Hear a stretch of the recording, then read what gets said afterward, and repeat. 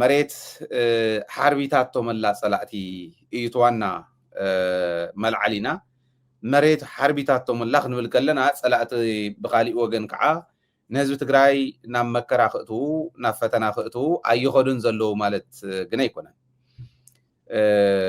صلاتنا እሾውን በእሾህ እንዳወሉ ወይ ያገሩ ሰርዶ ባገሩ በሬ ኢሎሚዮም ዝምስልዎ ንትግራዋይ እንተኮይንስ ብትግራዋይ ጥራሕ ኢኻ ክትጥቅዖ ትኽእል ዝብል ከዓ ናይ ብዙሕ ግዜ ታሪኾም ስለ ዝኾነ እዚ ክንርድኦ ክንክለልና እንታይ ሓርቢትዎም ዘሎ ዝብል ግን በደንብ ክንሪኦ ስለ ዘለና እዚ ዝልዕል ዘለኹ ናይ መጀመርያ ኣጽዋር ካብ ኣዲስ አበባ ናብ ዝተፈላለዩ ከባቢታት ዓፋር ይእቱ ከም ዘለው ይረአ ኣሎ እዚው ቅድም ኢልና ካብ ሪኮርድ ወፃውን ብኦዲዮን ብጽሑፍን ዝመፀ መረዳእታና ሓበርና ጸኒሕና ኢና እናተዘራረብና ጸኒሕና ኢና ሚኪ ኣብ ዓፋር ክልተ እዚኦም ዘለው ሰኢልና ንምእተው ኮነና ናፍቲ ናይ በዓል ወደን ጥሩ ክንኣቲና ኣብ ዓፋር ክልተ እዚ ዘለው ተሓደ እዚ ሓድሽ እዩ ናፍቲ ሓድሽ እዚ እውን እዩ ሕዚ ኣጽዋርን ሰራዊትን ዝውስኹ ዘለው ዝብሉና ዘለው እዞም ክልተ እዚ እዚኦም ንኤርትራ እውን ንትግራይ እውን እዮም ንትግራይ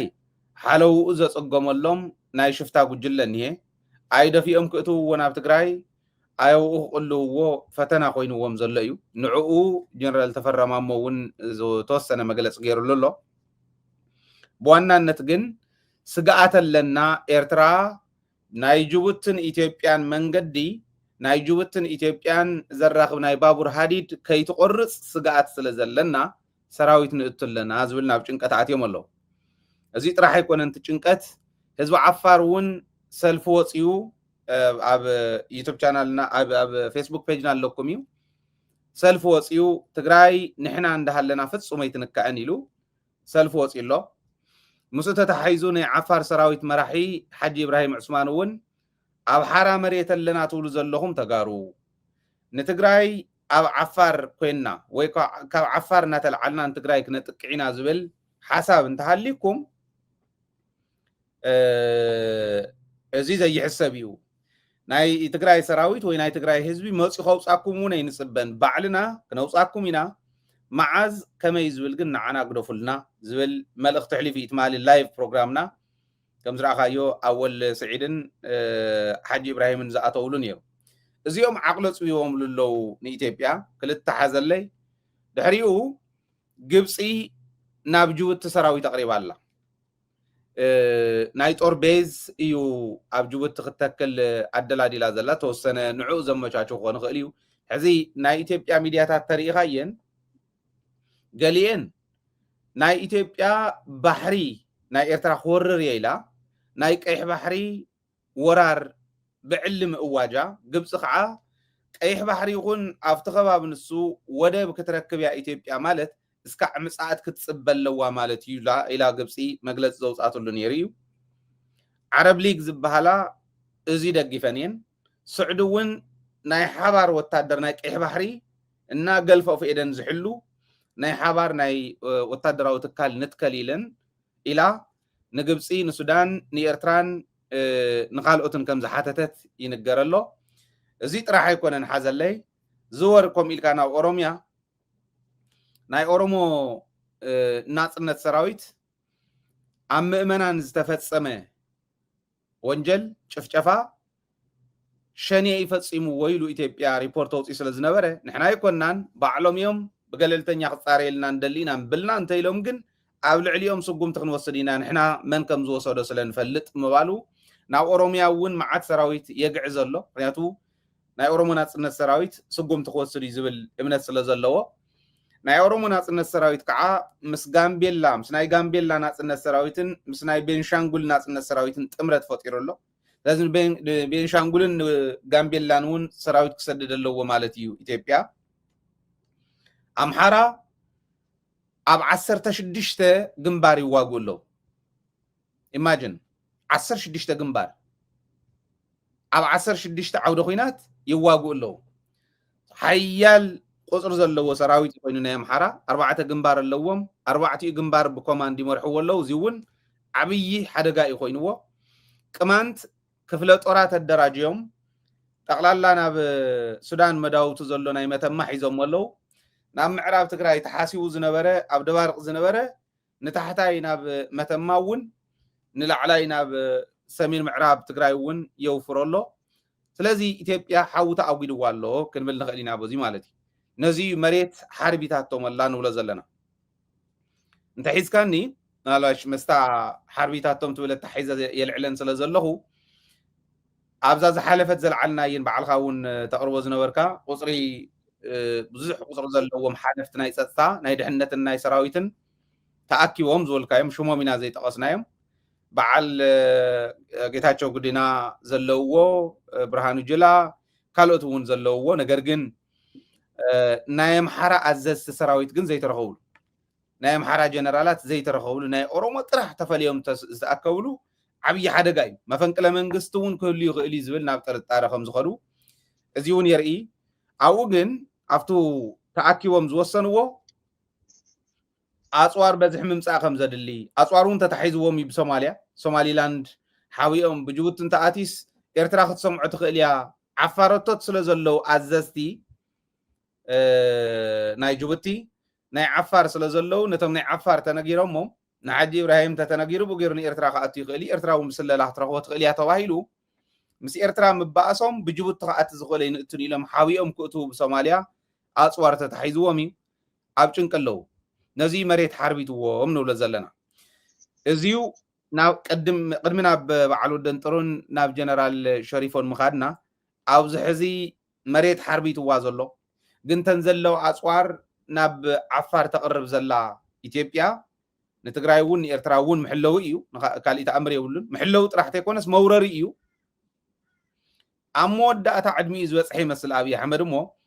እተን ዓንተ ወይ ብኦድዮ እውን ተፃወተን ዝነበርካ መሰረት ጌርካ ተን ሕዚ ገለፅክወን ኦቨርኦል ኣብ ኢትዮጵያ ውሽጢ ዝካየድ ዘሎ መሬት ቀውጢ ኮይናቶም ንብሎ ዘለና መሰረት ጌርካ ሓሳብ ክትቕምጥ እታ ዕድል ንዓኻ ክበካ እሞ ሕፅረ ቢልና እዚኣ ርኢና ናፍታወና ናይ ወደን ጥሩን ናይ ጀነራል ሸሪፎን ክልቲአን ንየማንን ንፀጋምን ዝኸደ ሓበሬታ ኣለዋ ወደን ጥሩ ያው ናይ ሓሶት ሰፈር ምዃኑ ናይ ጃሃራ ሰፈር ምዃኑ ንፈልጦ ኢና ግን እንታይ እዩ ዝብል ዘሎ ዝብል ብተግባር እውን ክንሪኦ ስለ ዝኾንና ናብኣ ክንከይድ ተዓድል ውሰድ ሚኪ ግርም ደጊመ የቕኒየለይ ሃይለይ ተኸታተል ናይ ደደቢት ሚድያ እውን ኣብ ዓዲ ዘለኹም ከመይ ሓዲራትኩም እናበልኩ ይወግሕ ስለ ዘሎ ብኣሜሪካ ዘለኹም ከዓ ከመይ ካናዳ ኣሜሪካ ዘለኹም ከመይ ምሲኹም ኢሮፓ እውን ዳርጋ ክወግሕ ኢሉ እዩ እዚ ላይ ብዩቱብ ትከታተልና ኻነየ ዓለም ለኸ ዘለኹም ሰላም እናበልኩ እቲ ዩቱብ ሸር ግበርዎ ሰብስክራይብ ግበርዎ ንዕብዮ ተርእየና ምክንያቱ እቲ እዋናዊ መልእኽታት ሒዝና ወይ ድማ ሓበሬታ ሒዝና ክንመፅእ ከለና ኣልጎሪዝም ኣሎ ናይቲ ዩቱብ ሞር ሸር ምግባርኩም ሞር ሰብስክራይብ ምግባርኩም እቲ ንሕልፎ ዘለና ሚድያ ንተጋሩ ናይ ፍራንት መቃለስ ይኸውን ኣሎ ማለት እዩ እዚ ዋጋ የኽፍልን እንታይ እያ ግን ሸር ንምግባር ሰብስክራይብ ንምግባር እያ እዚኣ እንዳጋጣሚ ክላወኩም ይደሊ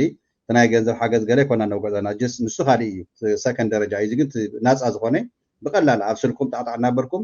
ን50 100 ሰባት ሸር ተገይርኩም ማሲ ብትዊት ትገብርዎ ትኽእሉ ኢኹም ብፌስቡክ ሸር ትገብርዎ ትኽእሉ ኢኹም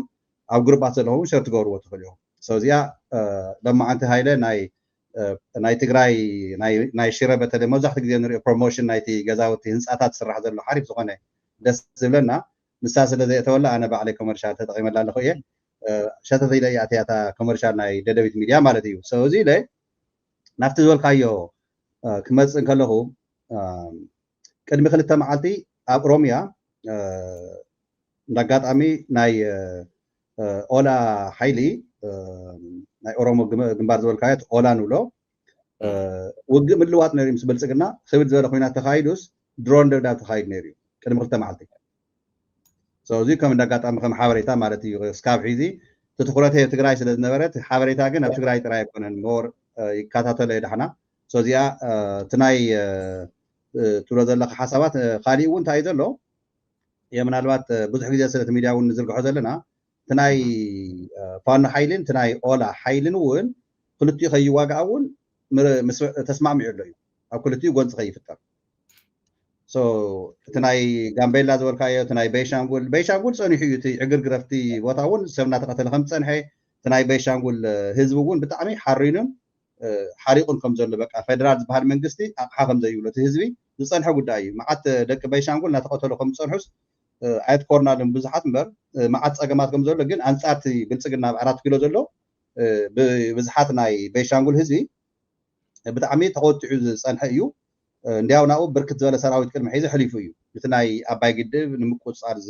ዝብል ምክንያት ገይሩ ሕሊፉ እዩ ናው ሶ ኣብ ኦሮሚያ ገፊሕ መሬት እዩ ኦሮሚያ ማለት እንታይ ዝኣክል ሰራዊት ዘርጊሑ እዩ ናይ ኦሮሚያ ንኦላ ክቋፃፀር ኦላ ንባዕሉስ ቀሊል ተዋጋኢ ኣይኮነን ፀንሐ እዩ ዕርቂ እውን መኪሩ ነይሩ ኣይኮነሉን ምክንያቱ ንሱ ዝደልዮ ንኩሉ ዓብዲልካ ንኩሉ ሰቂጥካ ንኩሉ ጥፊኻ በይንኻ ክትመርሐሉ መገዲ ዘይኸውን ምኳኑ ግን ትስፍሓቱ So بأوروميا ترينا توصلنا ختمتها أديس أبابا دبر زيت توصلنا ينبر كأوصاي تجارات أب ناي أولا من قصة سيدك. حنت كذي حزنني نتاخذت التمدبنا خنا جرام تعمكم فيز تجبر الله تا كاميرا أب يوتيوب تكتاتل نازل لهم كلتا سلز خدا إيو portrait جيلو ونسلز صدر إيو نستخد فاين نفتا landscape كيلو نفتا landscape كيلو كتفاعي نورمالي وي برايفت قبرائية تا نافتا لاندسكيبز النها خيدو بليز نافتا لاندسكيبز الله خيدو قاتل ميكي ساقت فاعي نافتي اخيدو نافتا لاندسكيبز الله خيدو تا بورتريتز النها قد فاعي قرب سلازيو ناي روميا زعوا ناي اولاي نوقع هنيري بسروس حافشاوي بصفحاتو ناي مريت رومو تناي أول حيلي انت عينت من قصاص ناقورة 5 سنة أفتناي تقرأي جنسايد جزيون أب كمسيز بهالكتما ناي بوالديا غيرنا ني سكاف دارور هانز بس حنا لساعات أو خمي غيرهم كم تقبلوا ونسراوي تقرأي نستاوسينا سو تي يوضر لقنبار أنصارنا يكونن ناي هز تقرأي شكوانا أب أمريكاون بزحات ناي أوروما تولرتي مسانا تسلفهم ናይ ትግራይ ኩናት ዘይኮነስ ጭፍጨፋ ስለ ዝኾነ ጠጠው ይበል ተባሂሉ አንጻር መንግስቲ ኢትዮጵያ ተንቀሳቂሶም እዮም ስለዚ ዓፋር ናይ ብልጽግና አንጻር ንዕ ተወጊሱ በሻንጉል ከምኡ ኣምሓራ ንፈልጦ ኢና ልዕሊ 2 ዓመት ዝካየድ ዘሎ ጭፍጨፋ ኩናት ናይ ኣምሓራ ሰራዊት ከምኡ እውን ጀነራል ናይ ንማን በተፈረ ክነምጾ ኢና ዳሕራይ ግን ሓፈሻዊት ናይ ፋኖ ሓይሊ ከመይ ጌርና ተጠናኸረ ይመጽእ ከም ዘሎ እዚኡ ንብልጽግና እንታይ ዓይነት ሓደጋ የምጸሉ ዘሎ ንቲ ሓፈሻዊት ዘዕልካ የነጥታት ኣብናይ ኣምሓራ ውሽጢ ግን ንኣብነት ብናይ ሰቆጣ ብናይ ላሊበላ ከባቢታት ግንባር ብትናትና ናይ ደቡባት ናይ ቦርደራት ናይ ትግራይ እውን ናይ ኣገው ሓይሊ ኣብቲ ናይ ትግራይ ኩናት ግዜ እውን ጎኒ ምሳና ተሰሊፉ ኩናት ነይሩ ናይ ብልጽግናስ ናተዋግኦ ፀነ ሓይሊ እንዲያው ተወሰነ ክልተ ክፍለ ጦር ቅድሚ ሕዚ ዝገለጽክዎ እዚ ብርሃን ኣገው ዝበሃል ሽፍታ ሒዚ ናብኡ ከይዱ እናመርሕ እንዳሃለወ ምስ ብልጽግና እናኾነ ዘፍረሶም ክልተ ግንባር ነይሮም እዮም ሕዚ ግን ጠንኪሩ ዝወፀ ጠንካራ ዝኾነ ናብ ምዕራብ ተመፅኻ ናይ ምዕራብ ትግራይን ናይ ምዕራብ ኣምሓራን ካብ ጎንደር እስካብ መተማ ዮሃንስ ዘሎ በረኻታት ጎኑ እውን ምስትናትና ሰራዊት ብበረኻ ናይ ምዕራብ ትግራይ ዘሎ ሰራዊት ትግራይ ጎኑ ተሰለፈ ጥንክር ዝበለ ሓይሊ ናይ ቅማት እኒሄ ኣብ ዝቐረባ ግዜ ቅድሚ እታውና እውን እናነገርኳ ነይረ ካብ ተወሰኑ ካብ ሱዳን ተጋሩ ንዓደም ተመለሱ ውሕዳት እዮም ሓደ 2-3 ዝኾኑ እናውጋዕና ነርና ኣብ መተማ ዮሃንስ እዚ ዳርጋ ሓደ ሰሙን ዝኸውን እዮም ተጸብዮም ካብ መተማ ዮሃንስ ንጎንደር ካብተን ከተማ ክልቲአን እዚ ፋኖ ይሕዝዎ ዝኒ ሕዚ ካብ መተማ ዮሃንስ ንጎንደር ትመፅስ ሰሙን ትጽበይ መዓት ሰራዊት ዓጂቡ ዝኾነ መካይን እንቀሳቀሳ ዝኾነ ትራንስፖርት እንቀሳቀሳ ኣብ ሰሙን ሓንቲ ግዜ እያ ሶ ዝዛክር ራዕዲ ብፋኖ ጥራይ ዘለዎ ጽባሕንኮ ታይና ናበይ ዝጓዓዝ ዘሎ ብልጽግና ተናይ ዕጥቂ ገለታት ኢልካ ካሊ እውን ኣልዒልና ይንፈልጥ እምበር ኣነ ኣትሊስት ምሳኻ ኣልዒሎ ይፈልጥ እምበር ኣብ ናይ ኣፍሪካ ሃገራት ቅድሚ ሕዚ ኣብ ናይ መዲጋስካር ዘጋጠመ መፈንቅለ መንግስቲ ሰላማዊ ሰልፊ ወፂ ህዝቢ ነቲ ሰራዊት ኣሚኑ ነቲ ስርዓት ቀይርዎ እዩ ኣብ ታንዛንያ ብዙሕ ሰልፍታት እናተኻየደ ኣብዚ እውን ብጣዕሚ ዓብዪ ትኩረት ገይሩ ስጋት ኮይኑ ዘሎ ኣዲስ ኣበባ ዘሎ ማሕበረሰብ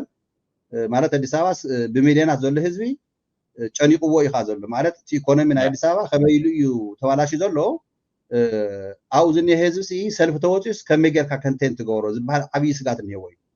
ሶ ቴክኒካሊ ኣብ ሓደ ሃገራት ببزحات سب ندحر وصيو نسلفي تايز غورن تيلنا اتي سراويت الكات بوليس الكاس فقاصر زي يخلو الدرجه فصي خليو عملت كتما اديس ابا كافتي بزحات زل سب فرق مليون ወይ 1 ሚሊዮን ህዝብ ندحر هويد وصيو ጥይት ማለት 1 ሚሊዮን ህዝብ ተኩስካ ይጥቅትለን تكوس كتقتل غير هتوسنه ግን እጥቅ ዝሓዘውንሲ ታሽሙ ሓደጋ ኾነ ይኽእል እዩ ማለት እዩ ኣብዚ እውን ስጋት እንሄ ወይ ብልጽግናና ናጸበ ይመጽእ ከም ዘሎ ኾነታት ናይ ብልጽግና ግን ናብ ዓፋር ይመጽልካ ደለ መቀደም ቶም ናትናኡ ዝነው ቶም ሸፋቱን ቶም ምስቶም ሸፋቱ ተዳናጊሮም ዝወጹን ኣብዚ 5 መዓልቲ እዚኣ ቅድሚ 2 መዓልቲ እውን ኣብዚኣ ገሊፅያ ስለ ዝነበርኩ ተወሰኑ ናብ ትግራይ ካብቲ ናይ ጎረቤትና ክልል ዓፋር ሓራ መሬት ዝብልዎም ዳማቶም ሓራ መሬት ባይ ዘ ወይ ሓድሽ ተማርኮስ ገሊ ኣብ በረኻ ኮይናስ ክትጽሕፍተላ ደብዳቤ ሓበሬታታት ናብ ህዝቢ ሓራ መሬት ኢላ እትፍርሞ ነይራ ኢሎም ትማሊ ካብ ሽረ እናውጋዕ ኾነ ተወሰኑ ሰባት ተፈናቀልትና በቃ ኮር ናይ ውድብ እዮም መስለኒ ሓድሽ ነገር ምሂሮም ማለት እዩ ሓራ መሬት ማለት እዚ ኣብ ገሊ ክንጋደል ከለና ቀደም ወይ ድማ ኣብቲ ተጋድሎ ሓራ መሬት ተባሂሉ እዩ ዝኾነ ነገር ፎርምታት እቲ ወርቃ ካብ ጸላኢ ነፃ ዝኾነ መሬት ማለት ሓራ መሬት ማለት ካብ ጸላኢ ነፃ ዝወፀ ሓራ ዝወፀ መሬት ማለት እንዲሁ ይዎ ስለዚህ እዚኦም ግንስ ኣብ ዓፋር ከይደምስ ሓራ መሬት ኢሎም ክጽውዑ ተለውስ መሕፈርቲ ምዃኖም ከምዚ እንዳጋጣሚ አንቱም ጽቡቅ ውሕልል ዝኾነ ነገር ትሰርሑ ዘለኹም ተመውዝነው ተጋግዮም ዝወጽ ኣሕዋትናስ ንመልሶም እናበልኩም ትስዕሩ ዘለኹም ኣብ 5 መዓልቲ ውሽጢ 67 ካብቲ ዓፋር ናይ ሓራ መሬት ዝብልዎ ዘለው ቶም ሸፋቱ ኣውፅኦም እትዮም መመደራ ትግራይ 67 እዚ ቀሊል ቁፅሪ ኣይኮነን ስለዚ ናፍቲ 44 22 ቅድሚ ትማል ዝኣተው ነይሮም ቅድሚ 4 መዓልቲ 42 እዮም ኣትዮም ነይሮም ናብ መኾን ጥራይስ 44 ዝኣተው ነይሮም እዮም ተወሳኺ ቶታል 67 ከም ዝወፅሑ لما أنت حبريت أبديت رخيبله زيون دسي ولا نتي قارس زلو جغنا حزبنا مالتي عفار يزلو يرسح وانت عندي او عفار تي وزلو صوراتن حيلي ناي تي سراويتن سي ماليا زيولو دك عفارس دنجيصنا يلم يوم حبريتاتن نتم تغارحواتنا نام حلالفو انا وانت قومتات نظر انا باي مصين مጨረሽ ዝፈልጦም ነው ተጋድልቲ مناسي مالتن قاسقاسو حبريتات زحجز تحاورنا تامريتي مالت تعاريون استسمع كان انا عنتو خمتي زوركايو تي رعد فطير وزن يسي مسمر نايمله بتيو بواديا فانون هي ناب كمسه ناب تحتي كان تخيل كاون افت برخاوتاتون ناي اولان هي تግራይ እንድሕር ተንኪፋ እንድሕር ኮይና ተወልዕላስ ቆይላይ ትርኢን እንደገና ብዙም ታሽምን የካ ናይ ኤርትራ ኃይልን የካ ሶታናይ ጅቡቲ መስመር ሓኒቆም ተሒዞም ንሲ ባኣን ባዕላስ ከውድቅን ይኽእሉ እዮም ዝኾን ማለት መብዛሕቱ ዝኣቱ ናብቲ ሃገር ብጅቡቲ ብምለገር ኣና ዲሳት ኸይ ሶዚያ እንድሕር ሓኒቆም ሒዞም ማሲ ኣብኣስ ወይ ሞት ወይ ህይወት ኢልካ ዝገርመካ ካብቲ ናይ ምዕራብ ትግራይ ዝሰግኦ ዝነበረ ሒዝ ንሱ ናይ ጅቡቲ መስመር ይሰግእዋ ዝኒ ታናይ ምዕራብ ሂዚ ዳርጋ ክቐብፃ ምዃኑስ ትርድኦ ኣላ ብናይ ድባርቕ ዘጓዕናዮ ናብ ማይ ፀብሪ ዘፀግዖም ሓይሊ እውን እቲ ናይ ቅማትን ናይ ኣገውን ዝበልናዮ ሓይሊ ብጎንደር ብመተማ ዝኒሄ በረኻታት ንሱ ተደፊኡ ናብ ትግራይ ተፀጊዑ ሓይልካ ብትግራይ እንድሕር ተወቂዑ እቲ ናይ ምዕራብ ትግራይ ካን ኣርሚ ሰብዓ ስለ ዘሎ ብተበረኻታት ካብኡ ብእምኒ ሓጀር ናይ ሻዕብያ ሰራዊት እኒሄካ ንሑመራ ተኸሰተላ ዓይልሲ ከመይ እናበለ ትፀብኾም ዘላ እታ ናይ ቀንድን ስግን ሒዝ ትኩረቱሲ መስመር ናይ ጎንደር ብድባርቕ ያው ታ ናይ ምዕራብ ትግራይ በኣ ቁረፅ የይሉ ስለ ካልኩሌሽን ስለ ሰርሓን እያ ታቐንዲ ዘላ ታዛ ዓበየት ግን ታ ናይ ምለ መስመር እያ ሶዛ ናይ ምለ መስመር ናይ ወታደራዊ ስትራቴጂ ቶም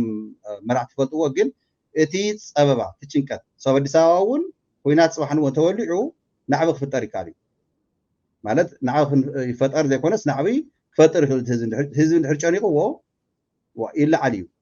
እቲ ህዝቢ እውን ኣብ ኣዲስ ኣበባ እንተተለዓለ ሰራዊቱን ጓሕጉሑ ናብ ዓፋር ናብ ድባርቕ ማይ ፀብሪ ምዕራብ ትግራይ ተወሳኺ ሰራዊት እውን እንድሕር ክውስኽ ኮይኑ ናብ ሕመራ ናብ ፀገዴ ካሊእ በረኻታት እውን ዘሎ ናይ ማይ ካድራ ምክንያቱ ብጣዕሚ ሰጊኡ ዝኒሄ ናይ ኣርሚ ሰብዓ ኮለ እኒሄ ብጣዕሚ ዝፈርሖ ከመይ ገይሩ ስትረች ኣውት ክገብር እዩ ትነጥረ ስትረች ኣውት ምግባር ንባዕሉ ንትግራይ 7 ሃገር ሒዙ መፅኡ ዘይሰዓረና ዋላ መስዋዕት እንተኸፈልናሉ ኣብዚ ሰዓት እዙስ ትመሪሕነት ናይ ድንቁርና ደንቆሮ ምዃኑ ዘርእየካ ግን ብንጌታቸው ብንፃድቃን ዝምራሕ ዝኾነ ስትራቴጂ ኣብ ኢትዮጵያ ኣብ ሰዓት እዚኡ ብደቦም እንዳሃለው ዘግውጦምን ዘጥፍኦምን ምዃኑ ብልፅግና አይ ቲንክ ቶም ኦሮሞ እውን በይንቶም ተፈልዮም ዘካይድዎ ዘለው ተኣኼባታት ምሽጥራት ዘካይድዎ ፀንሑ እዚኦም ተጋርሲ ናትና መሲሎም መማኸርትና መሲሎም ፅባሕ ንወሲ የጥፍኡና ድዮም ዘለውስ ናብ ዝሐሸ መገዲ ይወስድና ኢሎም ክልተ ግዜ ክሓስቡ እዮም ኮይኖም ዘሎ ኣብቲ ውሽጦም እውን ባዕሉ ማለት እዩ ስለንስ እዮም እውን ናይ ሓይ ሰንሰቲቭ ዝኾነ ኣኼባታት ብዘይካ ናይ ኦሮሞ ጀነራላት ናይ ኦሮሞ ናይ ስለያ መሓውራት ናይ ትግራይን ናይ ኣምሓራን ዘይሓውስሉ ዘለውና እቲ ጭንቀት ከመይ ከም ዘሎ ሓፈሻዊ ካብ ኦሮሚያ ንቤንሻንጉል ጋምቤላ ንምዕራብ ትግራይ ናይ ተፈላለየ ሰራዊታት ዘርናዮ ኤርትራ እውን ዝሓወስናዮ ፅልዋ ስለ ዘሎ ኤርትራ እውን ባይዘ ኤርትራ ንባዕላ እውን ዳይሬክትሊና ኢንዳይሬክትሊ እቲ ንሪኦ ዘለና ኩናት ደበና ዝበሃል ዘሎ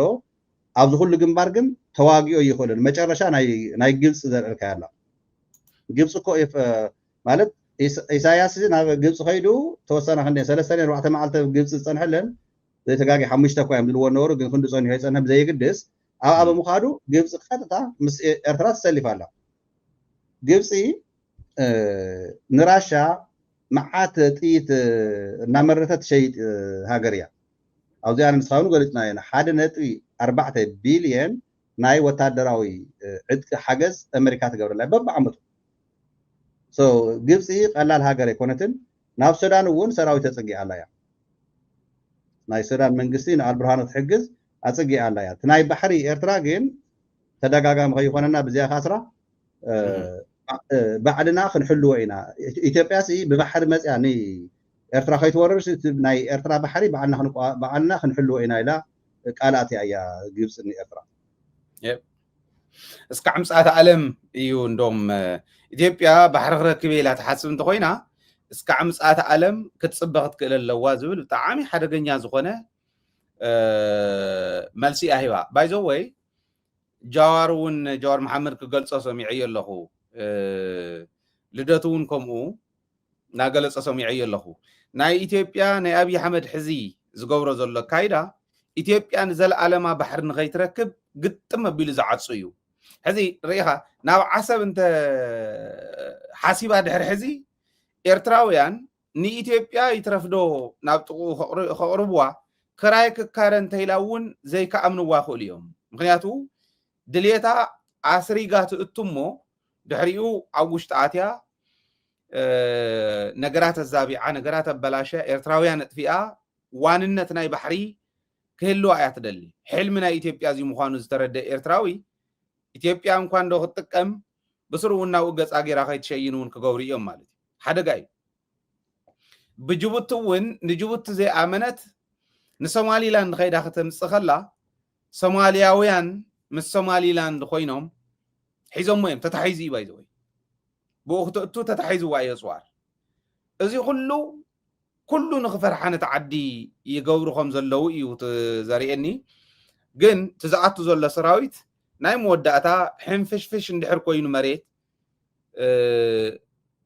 እንተዘይበላዕክዎስ ዘይፅሕትሮ ዝዓይነቱ ናይ ደርሆ እንተዘይሰዓርኩ ስልጣን እንተዘይቀፀልኩስ ዓዲ ሓንፍሸ ቀጠና ሓንፍሸ ዘይወፅእ እውን ክብል ይኽእል ይትወዲ ኣብ ልዕሊ ትግራይ ጥንቃቐታት ክግበሩ ዘለዎም እውን በዚዩ ስለ ዝኾነ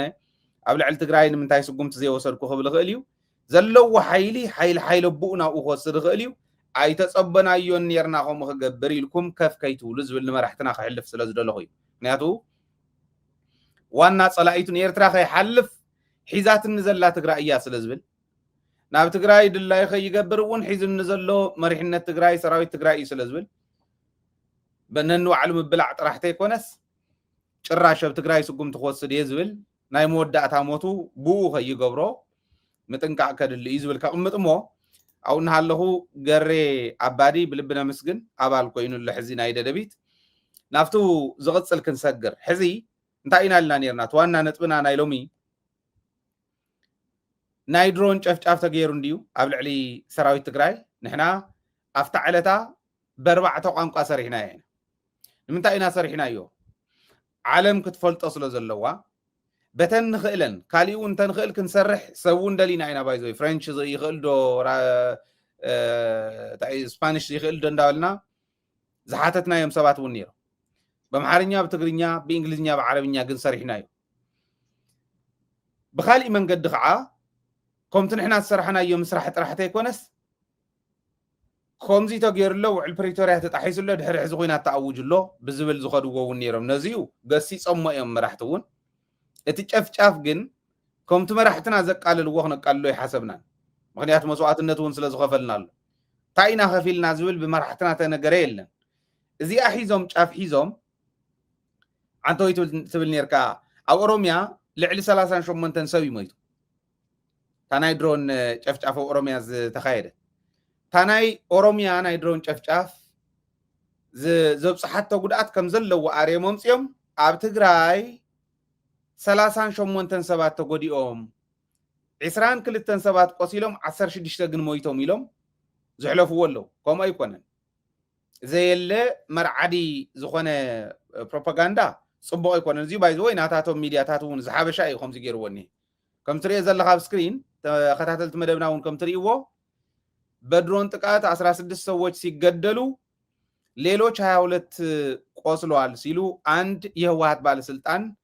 ለኤኤፍፒ ተናግረዋል ይዝብል ከም ዘሎ ጉዳት አይበጽሕን ታዝበጽሕት ንፈልጣ ኢና ባዕልና ክንዛረባ ንብል የርና ኢና ነገር ግን ኦፊሻሊ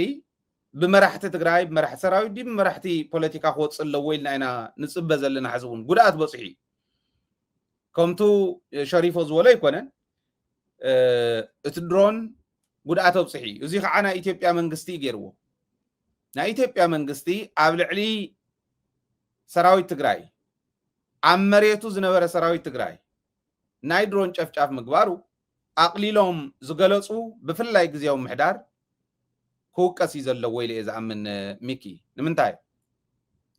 ታናይ ግዜያዊ ምሕዳር መግለፂ ሰሚዕካ ኢኻ ኣብ ቀረባ እዋናት ንውዕል ፕሪቶርያ ዝፃውኡ ኣካይዳታት ኣብ ገለ ከባቢታት ንርኢ ኣለና ኢና እዩ ዝብል ሓደ ኣብ ቀረባ እዋን ዲና ርኢና ንውዕል ፕሪቶርያ ዝፃባእ ገለ ኢልካ ትኸዶም ነገራት ደኸዮም ቶም ናይ ጥሕሰት ውዕል ፕሪቶርያ ታ ኮይኖም እዮም ከምኡ ዝገብሩ ዝብል ኣነ ኮንሰርን ኣለን እቲ ጨፍጫፍ ዝበፅሐ ጨፍጫፍ ግን ከምቲ ዝሓበሻት ዘገቦ እውን ኣይኮነን ከምቲ ገለ ናህና ሚድያታት እውን ዝግብኦ ዘለዋ ኣይኮነን ጉድኣት በፅሒ እዩ እዚ ኢትዮጵያ ተሓታቲቱ ውዕል ፕሪቶርያ ጥሒሳ ገይራቶ ዘላ እቶም ናይ መተዓረቕቲ ዝበሃሉ እውን ክፈልጥዎ ኣለዎም ዓለም ክትፈልጥ ኣለዋ እዚ ክንሰርሓሉ ክንክእል ኣለና ክሽፈን የብሉን ከምቶም መራሕቲ ዝሸፈንዎ ክጋነን የብሉን ከምቲ ገሊኦም ዘጋንንዎ ዘሎ ዝብል እምነት ኣለኒ ህዝቢ ክፈልጦ ግን በርባዕተ ቋንቋ ሓሊፍና ኢና ማለት